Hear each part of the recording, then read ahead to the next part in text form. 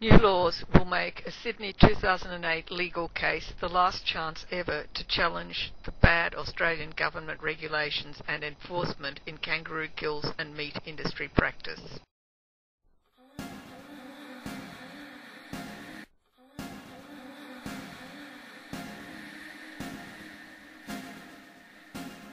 You know that we're appealing the New South Wales Kangaroo Management Plan in the Court of Administrative Appeals this year. This is the Commonwealth one or the New South Wales one? The New South Wales one. But then you've been banned from doing it, so under what act are you doing it? This is the last one we can do, because it was approved just before the amendments went through Parliament. This is the last one we can do. So we're going to make sure it works. Now, do you know which politicians were responsible for the amendments? No, I don't. So if there's anyone you can blame, please say their names. Yeah, I don't. I think it was just it was something that was dreamed up by the bureaucrats, and it was just went to cabinet and went through. Must have been a response to lobbying, though. I know that HSI put submissions in. I know that we put submissions in. What's HSI? Humane Society International. Okay. We put submissions in, but they were ignored, and we knew they would be. We knew that the amendments were actually, even before we heard what they were, we knew that they would be designed to stop us from appealing the AET. So tell us about the appeal you're conducting. Okay, so last year we did a covert undercover operation throughout New South Wales. We were approached by a whistleblower with information about the industry. Kangaroo killing industry? Yeah. Kangaroo meat industry, yep. Right, yeah. We were given photos and documents and a lot of information about the industry. I did 2 trips around the chiller boxes with our whistleblower. Other people from Animal Lib did a couple of trips, and we looked in something like 30 odd chiller boxes over the year. Several times, some of the boxes we looked in them several times. We found that 80% of the animals in the chiller boxes were females. We found that of those females, between 60 and 70% were just above the minimum weight size of 13 kilos.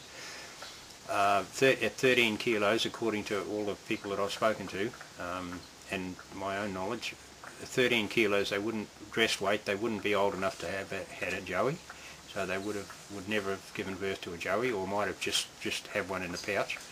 Yeah, so we've been discussing this population problem with the numbers of the kangaroos with some experts around Australia, and we'll have at least 2 expert witnesses in our court case to hopefully provide evidence that a kill of 80% of females is not sustainable. We know that so far, when we're only just started this process, this appeal, so far we know that the New South Wales Parks and Wildlife Department are saying that it doesn't matter if we find 80% of females in some chiller boxes.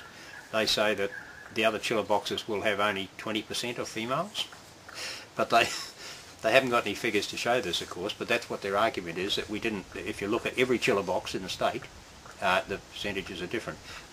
And it may be in a few chiller boxes in the southeast corner, where they opened a new area around Canberra. 3 years ago they opened a new shooting area around Canberra that had never been commercially shot before, so there would have been some big animals coming out of there. But in the western areas, all the chiller boxes we looked in, the animals were very, very small.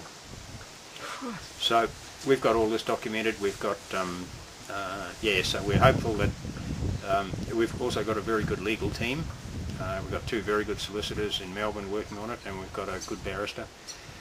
So we're hopeful that we can get a result this time. What we thought might be a possible option would be that if we ask for a moratorium for 12 months on the kangaroo industry in Australia, and then the kangaroo industry should show cause why they should be allowed to operate again, to open up again, and that way would give us give the kangaroos a 12-month break, and would give us time to get more evidence and come up, because the industry doesn't have any good arguments to support itself. It doesn't have good arguments. In fact, the only argument it's got what we were talking about earlier, that, you know, shoot the kangaroos and replace them, or, you know, shoot the kangaroos and use them as a resource, which is nonsense.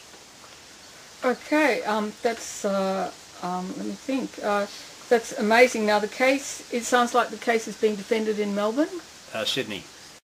In Sydney, you want the whole thing recorded, don't you? Oh, yeah, so that people can access it on the net. this is the very last possibility of an appeal. Yeah. And you've got such stunning evidence. Yeah, that's right. We're hopeful that we can really make a difference this time.